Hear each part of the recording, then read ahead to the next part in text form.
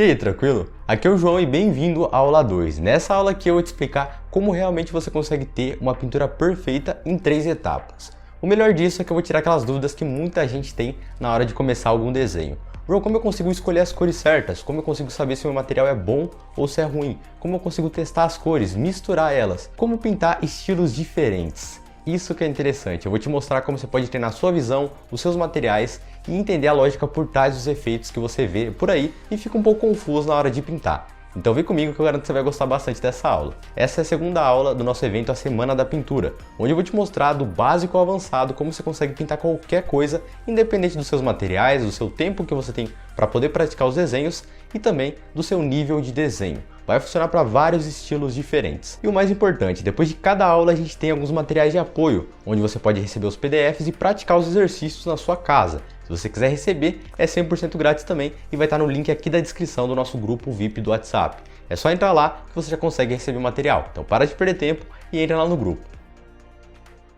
E assim como eu falei ontem, não adianta você ficar focado em vídeos passo a passo, porque eles vão te travar nos desenhos. Assim como eu falei, você pesquisa um vídeo passo a passo ali e você aprende aquela posição e aquele desenho. Porém, quando você tenta criar alguma coisa de imaginação ou mudar a posição do personagem, você trava totalmente. Essa mesma regra não se aplica só ao desenho, se aplica também à pintura. Se você aprende a pintar um desenho, um efeito específico, toda vez que você quiser criar um personagem usando aquele efeito, você vai travar ou vai ter várias dúvidas de como refazer aquele efeito com uma outra cor. Entendeu? Então por isso que é muito importante você focar nos fundamentos, porque a partir do momento que você entende a lógica dos desenhos, fica muito mais fácil você conseguir pintar, desenhar ou criar qualquer coisa independente do estilo. Porque em vez de você focar numa técnica que vai te ajudar só a resolver um problema, você foca no geral, que vai te ajudar a resolver todos os problemas de uma única só vez. Assim você fica livre para poder escolher qualquer estilo e ficar bom nele e realmente desenvolver o seu próprio traço. Porque assim, muita gente me pergunta, João, como você consegue misturar as cores? Como você consegue chegar no efeito realista? Como eu consigo fazer um desenho do zero?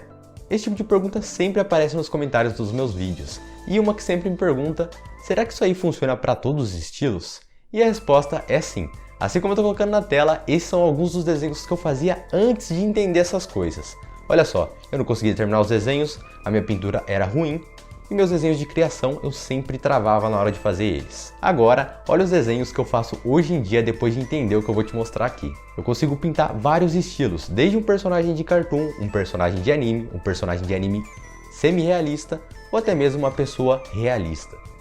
E dá pra fazer isso com materiais baratos que você tem na sua casa e talvez você nem sabia disso. Mas calma, eu sei que talvez você aí na sua casa fique se perguntando, tá, João, mas e eu? Uma pessoa que nunca pratiquei na vida, não sei se os meus materiais são bons, tenho pouco tempo para desenhar, não tenho dom para desenhar, será que eu também consigo? Se liga só nesses desenhos aí. Esses aqui são alguns desenhos dos meus alunos que estão tendo resultado usando a mesma ideia que eu uso. Interessante, né? O melhor disso é que cada um deles tem uma idade diferente, desde crianças de 10 anos até um pessoal mais velho de 30, 40 anos, adolescentes, então não importa a sua idade, o que vai mais dar diferença nos seus desenhos e na sua pintura é praticar da forma correta e entender como as coisas realmente funcionam. Por isso, eu preciso te avisar uma coisa muito importante, presta atenção aqui, esse erro te impede de conseguir ficar bom nos desenhos e a maioria dos iniciantes trava nessa parte aqui, principalmente nos dias de hoje, que é a pressa para desenhar.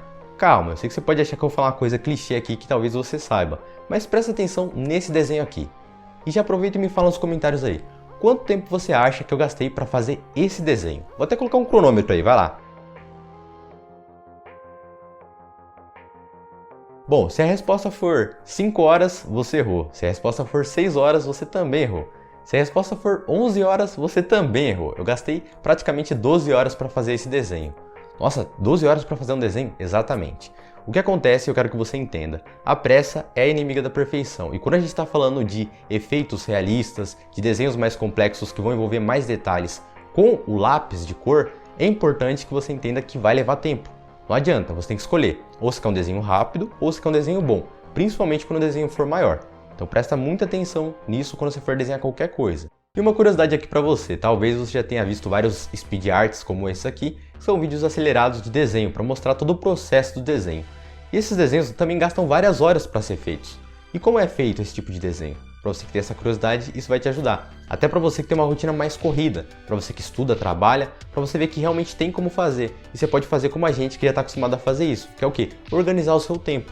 Então você pode todo dia praticar um pouquinho, todo dia você faz um pouquinho, para você manter a qualidade do desenho enquanto vai terminando ele. Isso também te mantém sempre praticando o desenho, sabe? Isso vai te ajudar demais. E para você que é muito ansioso, uma pessoa que está sempre querendo fazer muita coisa e não consegue ter paciência para conseguir fazer o desenho, uma dica que vai te ajudar muito e me ajudou é primeiro ir para um lugar mais isolado, fique no seu quarto, um lugar onde ninguém vai te interromper, vai conversar com você e desligue o seu celular.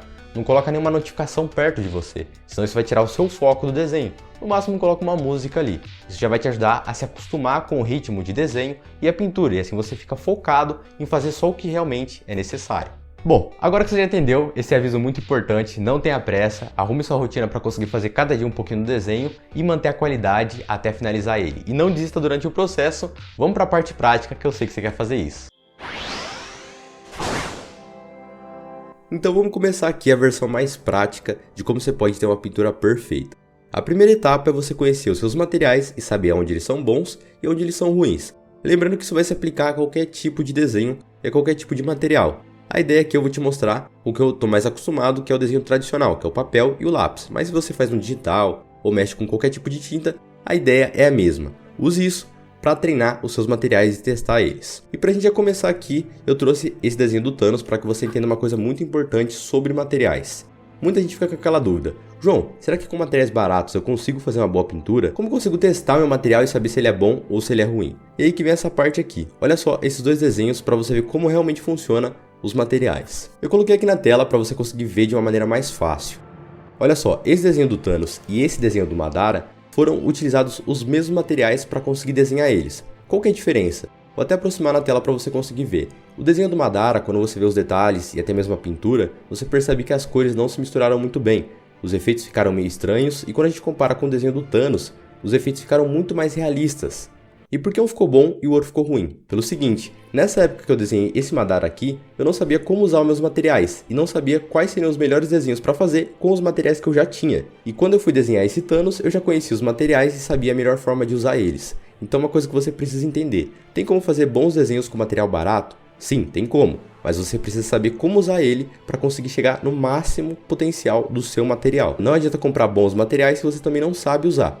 Então sim, tem como fazer desenhos com material barato, mas uma coisa tem que ser dita: o material que você usa pode atrapalhar sua pintura sim e te limitar nos desenhos. Um ótimo caso é esse desenho aqui do Goku.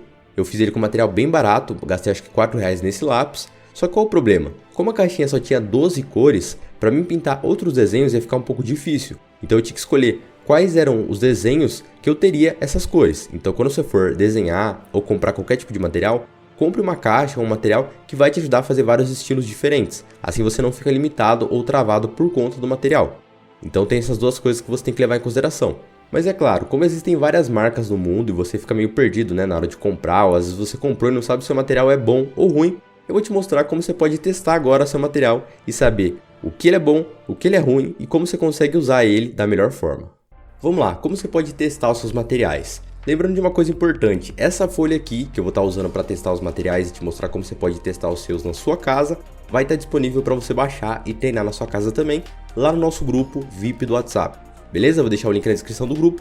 Entra lá que depois da aula eu vou mandar o PDF para você poder baixar. Como eu já testei vários materiais diferentes ao longo dos anos aqui no canal, eu posso te falar com certeza que os 3 materiais que mais vão dar diferença em qualquer desenho seu, quando a gente está falando de desenho tradicional, são esses 3 principais aqui, que vão ser a sua borracha, a sua folha e o seu lápis de cor. O restante, quando você está começando, não vai dar tanta diferença. É mais quando você estiver num nível mais avançado ou quiser investir mais dinheiro que você pode adicionar outros materiais. O primeiro tópico vai ser a sua borracha, como você pode testar ela. Para testar, é importante que você faça com lápis grafite, aqui você vai completar esse pedaço e vai testar o lápis grafite de um lado e do outro lado você pode usar um lápis colorido para preencher esse quadrado aqui. Lembrando que você não precisa colocar muita força na hora de pintar com o lápis grafite ou com o lápis colorido que você tem, porque a ideia aqui é só testar a borracha, o lápis a gente vai testar depois. Então depois que você pintou, você vai tentar apagar e vai descobrir algumas coisas sobre a sua borracha. Primeiro eu vou apagar aqui para você ver o lado com grafite, para ver como ela apaga. E depois eu vou apagar aqui o lado com as cores, para ver como ela apaga e o quanto ela apaga. Lembrando sempre, faz esse formato aqui com o dedo para você não estragar a sua folha. Assim você segura com 2 pontos de apoio e consegue apagar o seu desenho. Bom, mais ou menos ficou assim, não apagou muito bem o lápis de cor. E aí que você vai começar a testar e fazer um checklist para ver se está bom ou se está ruim. O primeiro ponto, a sua borracha é dura ou ela é macia? O que isso vai mudar na hora de pintar um desenho? Quando você tem uma borracha muito dura, muito firme, quando você vai passar ela na sua folha, quanto mais você passa, mais ela desgasta a folha. E ela acaba agindo como se fosse uma lixa. Isso prejudica muito porque danifica a folha. E quando você for pintar por cima, vai ter uma pintura assim como essa, que as cores não se misturam muito bem. Então se a sua borracha for dura, você coloca como dura. Se for macia, macia. Nesse caso, ela é macia, beleza? Segundo, a sua borracha consegue apagar só o preto e branco ou ela apaga tudo, como as cores? Nesse caso, ela apagou só o preto e branco. Então eu vou marcar aqui só preto e branco. Você pode marcar da forma que você achar mais interessante. E para finalizar, ela solta muito resíduo ou pouco resíduo. Resíduo é esse pozinho da borracha, né, que acaba soltando quando a gente vai apagar. O problema disso é que se sua borracha solta muito desse resíduo, pode acabar manchando o seu desenho conforme você vai tentar fazer ele. Então eu recomendo uma borracha que solte pouco resíduo. Nesse caso, ela também solta pouco resíduo. Somando esses 3 pontos, eu já consigo ter uma noção que a minha borracha é mediana, tá num nível interessante para mim conseguir apagar vários estilos diferentes e não danificar a minha folha. O segundo tópico é folhas. A sua folha é boa ou é ruim? Vamos descobrir agora. Primeira coisa é entender qual o objetivo que você tem na hora de desenhar, qual o estilo você vai fazer e qual material você vai usar adicional. O que eu quero dizer com isso? Você usa marcadores ou canetinhas? Então, se você usa qualquer tipo de material assim, que usa tinta ou alguma coisa mais forte, você vai precisar de uma folha mais grossa, porque senão vai acontecer esse problema que eu estou colocando na tela. Quando você tenta pintar com um marcador ou com uma caneta mais grossa em uma folha sulfite ou uma folha muito fina, acaba atravessando. Isso não é tão interessante quando a gente está falando de pintura, porque pode estragar outro desenho que você tem embaixo daquela folha. Além disso, existem vários estilos diferentes que você pode fazer com folhas diferentes. Então, primeiro preencha qual vai ser o seu objetivo com aquela folha. Vamos supor, nessa aula aqui só para exemplo, que você quer desenhar vários estilos diferentes. Então a gente vai trabalhar com um kit de desenhos de um estilo mais geral. Então vamos começar a testar a nossa folha. O primeiro ponto que a gente tem que ver é a gramatura dela. João, o que é a gramatura da folha? É basicamente a grossura dela. Já segurou uma folha sulfite e depois segurou uma cartolina? Você viu a diferença? A cartolina não é muito mais grossa do que a sulfite? A mesma coisa se encontra em vários estilos de folha diferentes. Então o primeiro ponto é ver a gramatura da sua folha. Assim como eu estou colocando na tela, normalmente vai ficar nesse ícone aqui. Então quando você vê esse desenho na sua folha, esse G com essa barrinha aí, é a gramatura. É o quão grossa ou quão fina vai ser a folha que você está querendo comprar. Tá, João, mas qual é a gramatura boa? Eu recomendo que você compre uma folha que tenha no mínimo 150 de gramatura. Porque a partir disso, fica mais fácil você pintar vários estilos e também faz com que as cores misturem com mais facilidade. Depois disso, a gente vem na textura. Eu recomendo sempre que você compre uma folha lisa, assim como a sulfite. Mas às vezes, quando você vai comprar uma folha mais grossa e você não conhece, você pode comprar esse tipo de folha que eu estou colocando na tela, que vem escrito papel encorpado ou alguma coisa assim. Qual o problema disso? Quando você compra folhas que tem alguma textura, você vai passar a mão nela e vai ver que tem um certo relevo. E quando você for misturar as cores, vai ser bem mais difícil, porque essa folha ela já tem esse tipo de camada mais grossa, né, com esse tipo de textura em cima, então não é interessante. Sempre compre uma folha lisa, porque assim você consegue fazer vários estilos diferentes. E para finalizar, a gente tem a cor da folha. Depende do estilo que você quer testar, o que você quer fazer, mas eu recomendo sempre comprar uma folha branca. Mas montando um kit aqui, básico para você que quer fazer vários estilos diferentes, tá com pouco dinheiro, compre uma sulfite. Quer uma folha mais profissional, compre uma folha que tenha 150 de gramatura, seja lisa e seja branca. Agora vamos falar um pouco mais sobre lápis de cor. O primeiro ponto que você tem que analisar no seu lápis de cor é a variedade. Tem uma boa variedade ou não? Se você compra uma caixinha como essa aqui, ó, da Faber-Castell de 12 cores, se não tivesse esses 3 tons de pele ia ficar um pouco difícil, porque você não ia conseguir pintar a pele. Então por isso que é importante você comprar uma caixinha maior do que 12 cores. Porque senão você vai tentar pintar a pele dos personagens ou qualquer outra coisa diferente e vai te limitar. Então eu recomendo sempre uma caixinha de 24 cores. Se a sua for, você marca o sim. Se não, você marca o não. Depois disso, a gente ainda tem 3 testes que vão te ajudar bastante, que é a pigmentação, a mistura e a mistura de cores. Como que a gente testa isso e o que são essas coisas? Primeiro, pigmentação é a qualidade do seu lápis. Você vai pintar aqui, você vai preencher, assim como eu estou colocando aí na tela, para ver se a sua cor é uma cor mais viva, mais forte, ou se é uma cor mais fraca, mais lavada e mais esbranquiçada. Se for uma cor mais forte, você coloca sim, se não, você coloca não. O segundo tópico que você vai testar o seu lápis de cor é a mistura. Então você vai tentar preencher com uma única cor, todo esse quadrado aqui e ver quantas camadas você precisa fazer de lápis para preencher ela sem deixar nenhum pontinho branco. Se você conseguir, você coloca 5, com poucas camadas, 2 no máximo. E para finalizar, mistura de cores. Você pode pegar 2 lápis, por exemplo, o laranja e o amarelo, e fazer essa mistura que eu estou colocando aí na tela, e ver se as cores misturam com facilidade. Se você conseguir, você marca sim, se não, você marca não. E é assim que você consegue testar os seus lápis, os seus materiais, e esse tipo de coisa te ajuda muito quando você comprou um material e não sabe se ele é bom ou se ele é ruim. Usando essa lógica fica mais fácil você identificar os pontos principais que seu material precisa ter para te atender no dia a dia. João, e se meu material for ruim, eu zerar em todas as provas e todos os testes, o que eu posso fazer? É por isso que existem as outras 2 etapas que vão te ajudar a equilibrar a sua técnica caso o seu material seja muito inferior.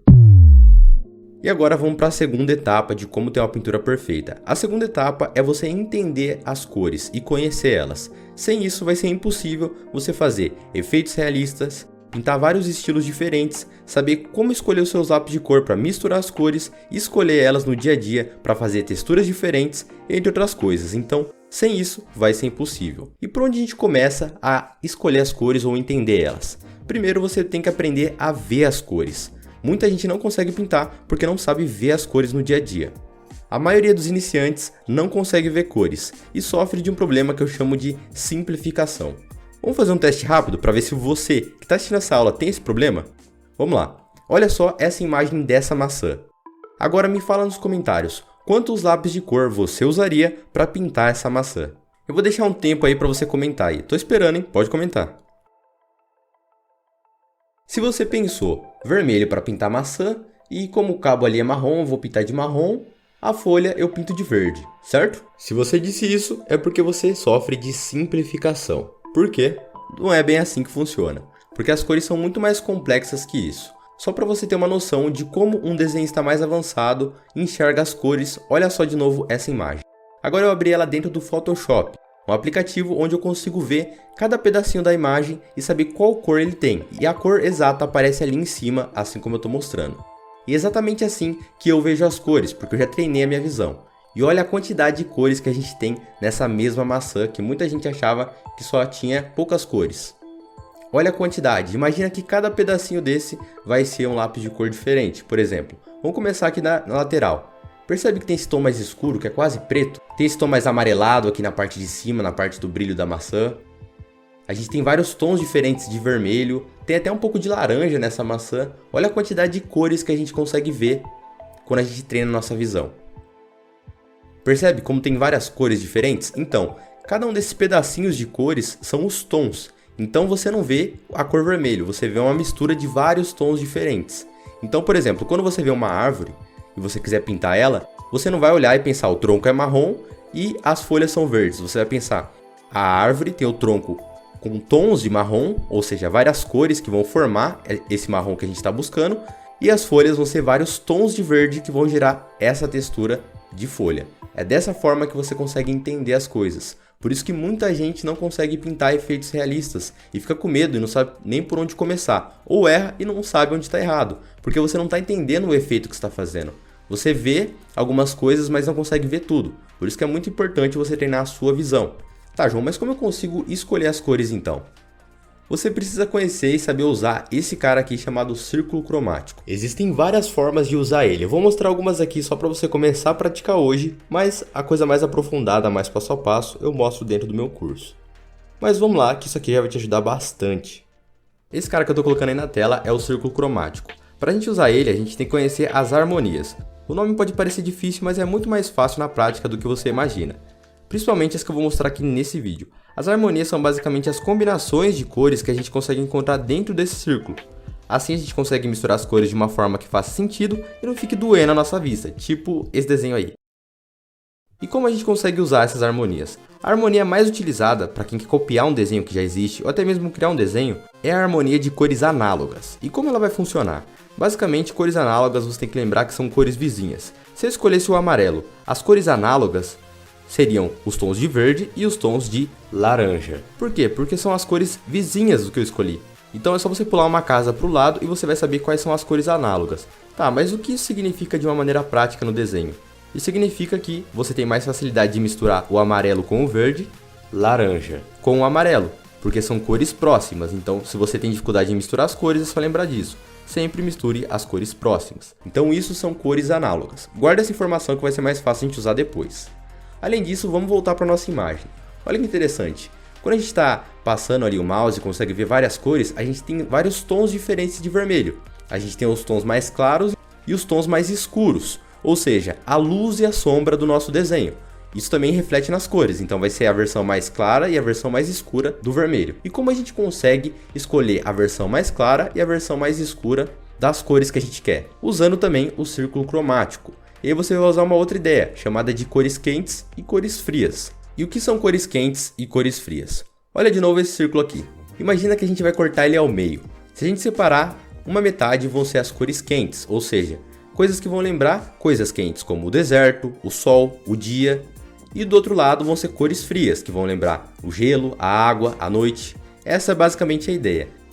E como a gente usa isso na prática? Vamos lá, vou separar alguns lápis aqui e te mostrar como escolher as cores agora usando o que eu acabei de falar. Então, vamos voltar para a maçã. Nessa maçã aqui, para a gente escolher as cores, a gente começa primeiro com as cores que a gente consegue ver no desenho, com mais facilidade. Que vão ser o vermelho para a maçã, o marrom para o galho e o verde para a folha.